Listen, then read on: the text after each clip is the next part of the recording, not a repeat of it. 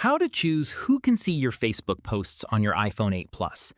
Facebook lets you control the privacy of every post, so you can decide exactly who is allowed to see what you share. First, open the Facebook app on your iPhone 8 Plus. Now, tap What's on Your Mind to create a new post. Before posting, look for the Audience selector. It may say Public, Friends, or another privacy option. Tap on it. Here, you'll see several privacy options. Choose Public if you want anyone on or off Facebook to see your post. Choose Friends if you want only your Facebook friends to see it.